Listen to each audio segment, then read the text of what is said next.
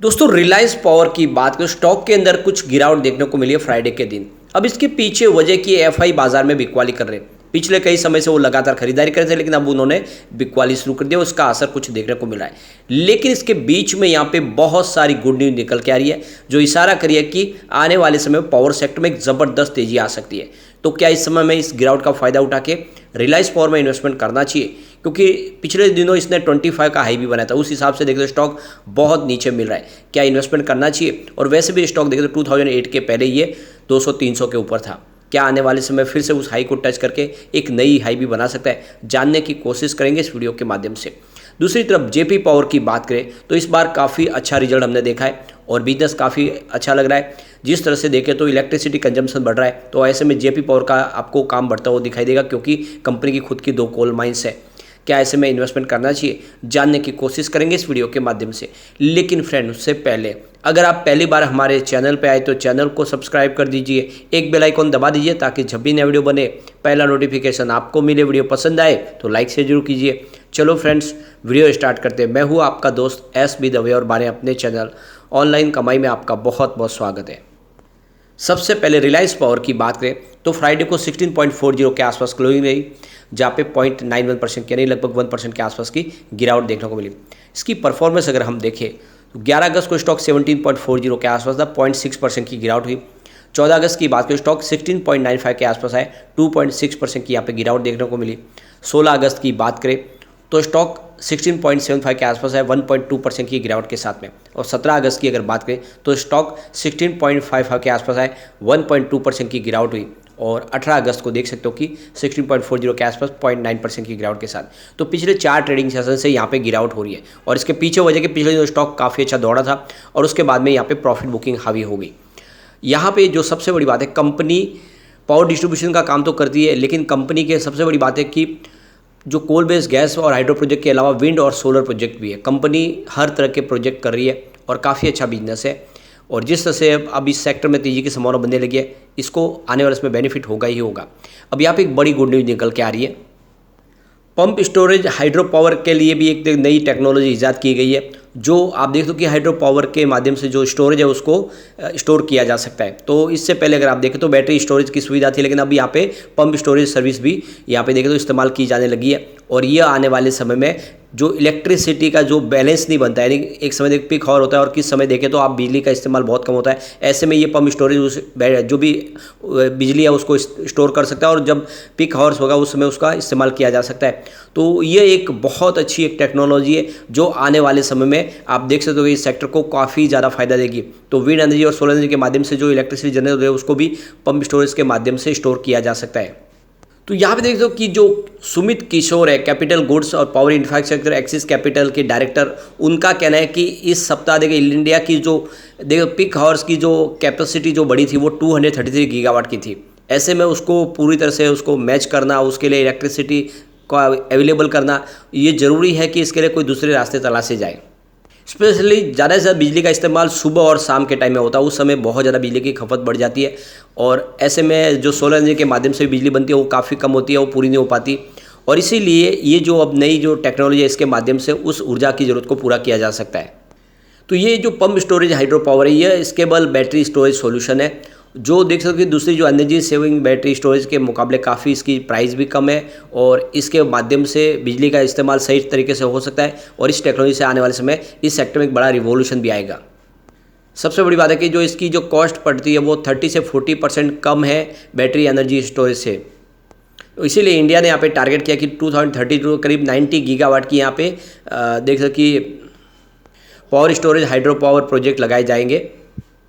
एक बड़ी अपडेट और निकल के आ रही है। अब तक देखें तो पावर सेक्टर में इन्वेस्टमेंट नहीं आता एफआई की तरफ से, लेकिन अब फॉरेन इन्वेस्टमेंट काफ़ी ज़्यादा आने लगा, और डोमेस्टिक जो बड़े बड़े इन्वेस्टर है वो भी अब इस सेक्टर में एंट्री करने लगे, और सबका पसंदीदा सेक्टर हो चुका है। इस समय देखें जिस तरह से सरकार ने इसको प्रोत्साहन दिया उसका अभी देखो असर देखने को मिल रहा है कि जो बड़े बड़े इन्वेस्टर है वो इस समय इन्वेस्टमेंट शुरू कर चुके हैं। अबू धाबी की जो बड़ी फर्म है उन्होंने यहाँ पे अदानी ट्रांसमिशन और अदानी ग्रीन एनर्जी के अंदर निवेश किया है, और जीओकेजी पार्टनर ने ग्रीन एनर्जी सेक्टर में निवेश किया। इस तरह से जो बड़े इन्वेस्टर है अब वो एनर्जी सेक्टर में आने लगे, और इस सेक्टर में आप देखें तो जो ट्रांसमिशन डिस्ट्रीब्यूशन का बिजनेस है वो काफ़ी अच्छा करता हुआ दिखाई दे रहा है।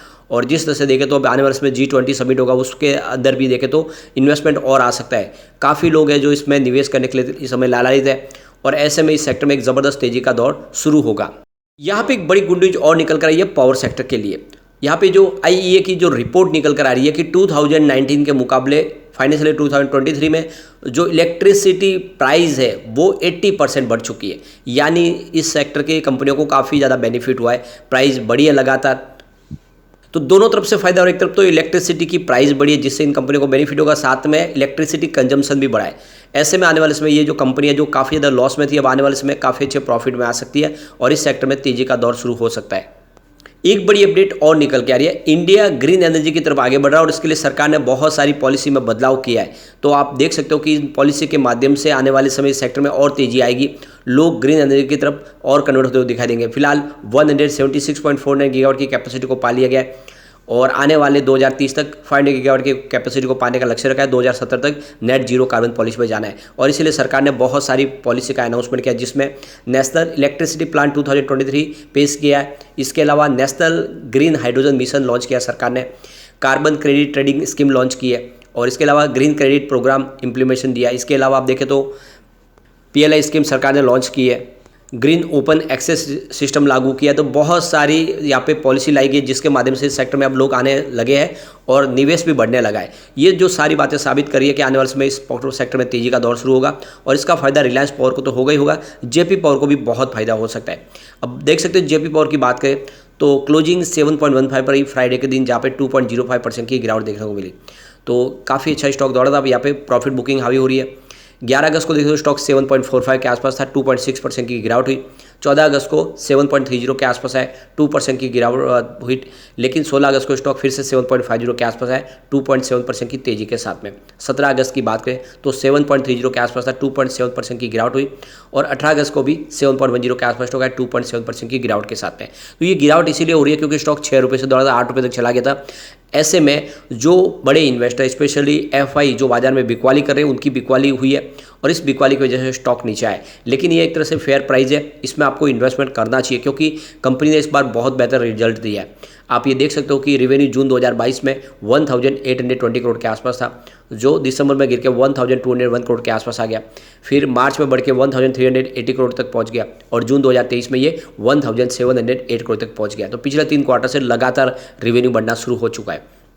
प्रॉफिट लॉस की बात करें, जून 2022 में 242 रुपीज़ का प्रॉफिट था, दिसंबर में कंपनी को 218 रुपीज़ का भारी लॉस हुआ।